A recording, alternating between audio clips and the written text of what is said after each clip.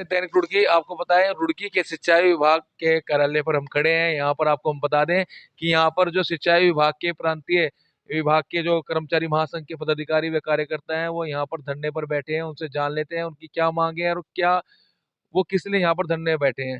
हम बात करेंगे जो प्रांतीय कर्मचारी महासंघ के जिला अध्यक्ष हैं उनसे। सर, क्या नाम है आपका? सबसे पहले तो आपके चैनल का बहुत बहुत धन्यवाद। आप एक ही आवाज़ पर खड़े रहते हो। मेरा नाम सतपाल सैनी है। मैं कर्मचारी महासंघ का जिला अध्यक्ष हूँ। ये सभी 16 संगठनों से कर्मचारी महासंघ बना हुआ है। 16 के 16 संगठन के आह्वान पे और इसमें हम धरने पे बैठे हुए हैं। इसलिए बैठे हुए हैं, हमारे जो आवास हैं हमारे कर्मचारियों को नहीं देकर बाहरी व्यक्तियों को, राजनेताओं को, अदर विभाग के को दिए जा रहे हैं और वो भी सामान्य दर पर। जो सामान्य दर कैबिनेट में पास होती है किसी भी आवास का किराया कम करने के लिए 200 रुपये 400 रुपये में आवास दिया जा रहा है। हमारे कर्मचारियों को 6-6 हज़ार 7-7 हज़ार रुपये में आवास मिल रहा है। कुछ कर्मचारी ऐसे हैं जो किराए पे भी रह रहे हैं, उनको आवास नहीं मिल पा रहे हैं। लेकिन नियमावली का उल्लंघन किया जा रहा है। नियमावली में ये है, पहले सबसे पहले विभाग के कर्मचारी, माननीय सिंचाई मंत्री जी से वार्ता की। सिंचाई मंत्री ने कहा, कहने के सबसे पहले विभाग सिंचाई विभाग के मकान सिंचाई विभाग को मिलेंगे। जब सिंचाई विभाग का कोई कर्मचारी नहीं लेने वाला होगा, जब बाहरी व्यक्ति को मिलेंगे। लेकिन हमारे मकानों पर तानाशाही चल रही है और वो मकान हमारे बाहरी व्यक्तियों को दिए जा रहे हैं, कोई राजनेता, कोई अदर विभाग का। और हमारे अधिकारी इतने डरे हुए हैं, वो उनको तुरंत कर देते हैं, जो नियमावली है उसका भी पालन नहीं कर रहे हैं। कितने मकान आपके सिंचाई विभाग के यहाँ पे अंतर्गत आते हैं जो रुड़की में है फिलहाल? हमारे 550 के करीब सिंचाई विभाग के आवास हैं, बड़े छोटे लगा के सारे, जिसमें 550 में से कम 160 के करीब हमारे बाहरी व्यक्तियों पर कब्जा है।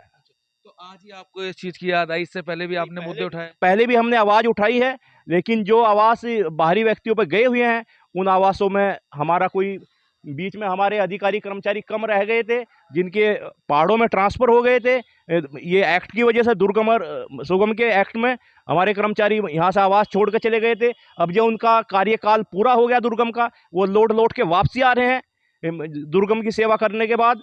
अब उनको आवास के लिए बहुत परेशानी हो रही है। सैनी जी, हम एक चीज देखते हैं, कई बार जो कर्मचारी या अधिकारी होते हैं वो यहाँ से ट्रांसफर भी लेते हैं या फिर उनका अपना आवास भी यहाँ शहर में बन जाता है, लेकिन जो उनको सरकारी आवास आवंटित होता है उसको वो आगे रेंट पे दे देते हैं महंगे दामों पर। उस चीज को लेकर आप क्या हो?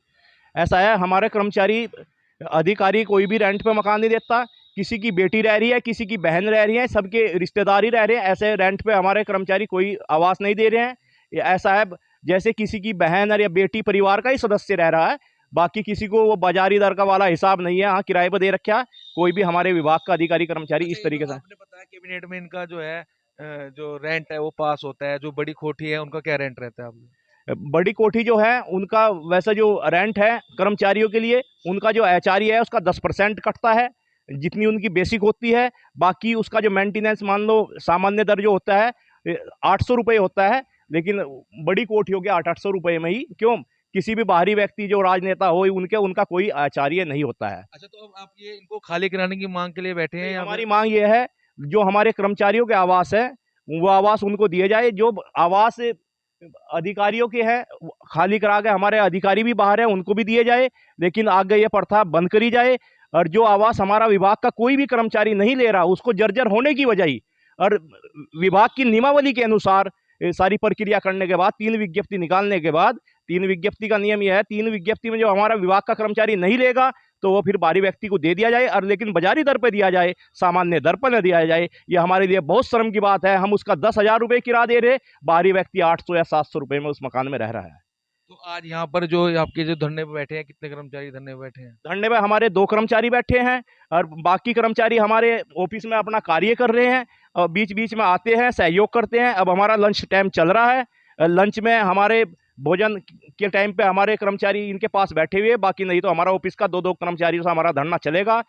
हमारे कर्मचारी, एक तो उमेश पंत जी बैठे हुए धरने पे, एक विपिन प्रजापति जी बैठे हुए हैं। आज 2 धरने पे कर्मचारी बैठे। धरना इतना हमारे अधिकारी हमारी मांगे पूरी नहीं करे, हमारा धरना कंटिन्यू चलता रहेगा। कर्मचारियों की मांगे पूरी नहीं होगी जब तक धरना चलता रहेगा। और